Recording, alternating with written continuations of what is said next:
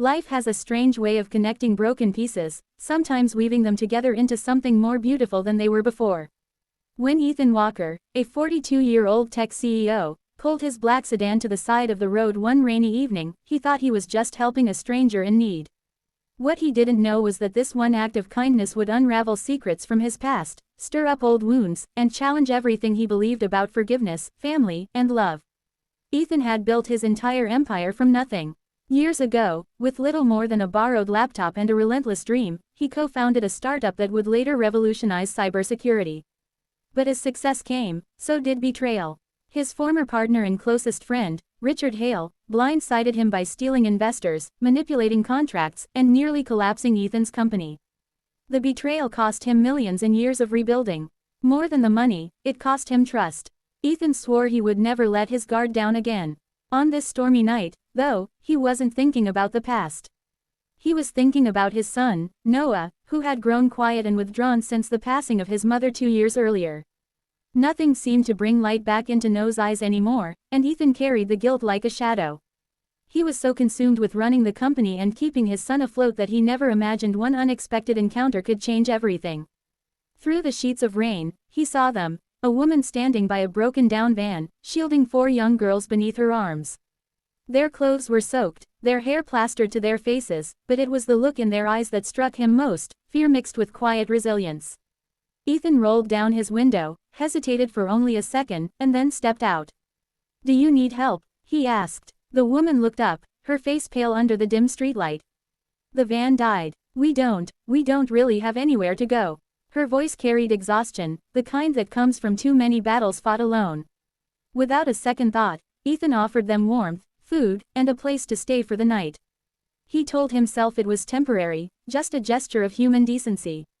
But when the girls curled up on the couches of his modern yet lonely house, when laughter echoed faintly through halls that had long been silent, Ethan felt something he hadn't in years: life.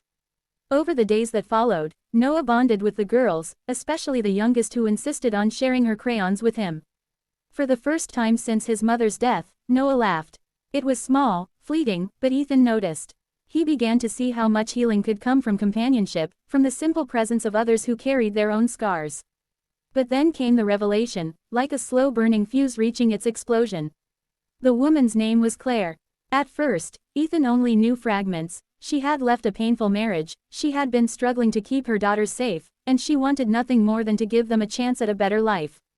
But when Ethan finally pieced together her full story, his world shifted beneath him. Claire wasn't just any woman.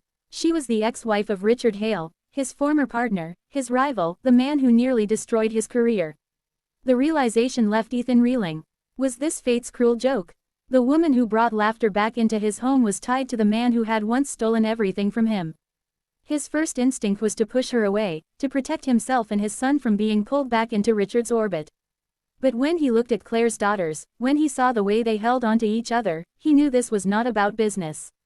This was about humanity. Yet the world has a way of finding cracks in even the strongest walls. News spread quickly. A CEO sheltering the ex-wife of his rival.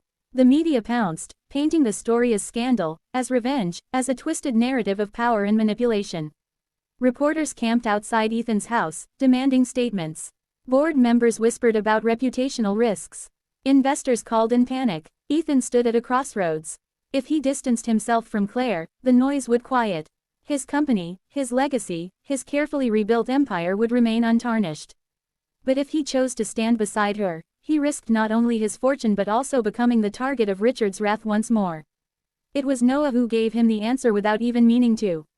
One night, Ethan overheard his son whispering to Claire's youngest daughter, "Before you came, I didn't smile anymore. But now, I think my mom would be happy if she saw me laugh with you." Ethan realized then that this wasn't about rivals or business or even public opinion. It was about second chances, the chance for his son to heal, for Claire and her daughters to find safety, and maybe even for himself to open his heart again. But choosing what's right rarely comes without consequences. Richard returned into the picture, furious that Ethan had not only taken in his ex-wife but had become the father figure his daughters now looked up to. He accused Ethan of using Claire to humiliate him. He threatened lawsuits, leveraged media connections, and did everything he could to paint Ethan as a manipulator. Ethan could have fought back with equal aggression. He had the resources, the influence, the connections. But instead, he chose a different path, the harder one. He remained silent, allowing his actions to speak louder than words. He shielded Claire and the girls from the chaos, offering them not just a roof over their heads but dignity and peace. Slowly, the narrative began to change.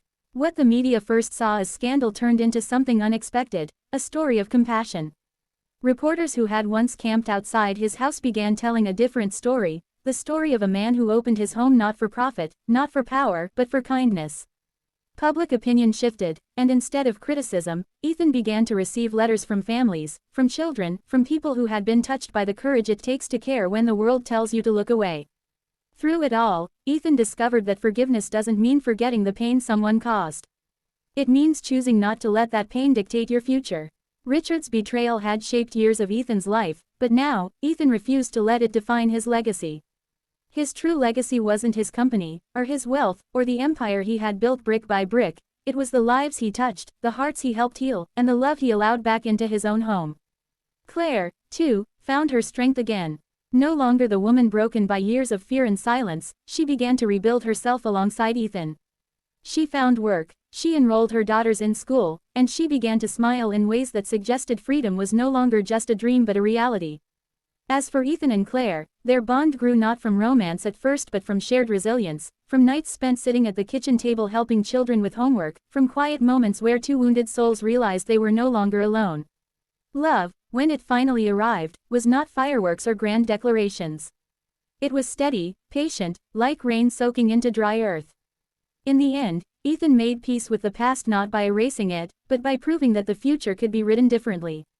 He didn't just save a woman and her children that night on the rainy road, he saved himself, his son, and perhaps even the belief that kindness still has the power to change lives. And maybe that's what makes this story more than just drama, more than just a clash between rivals.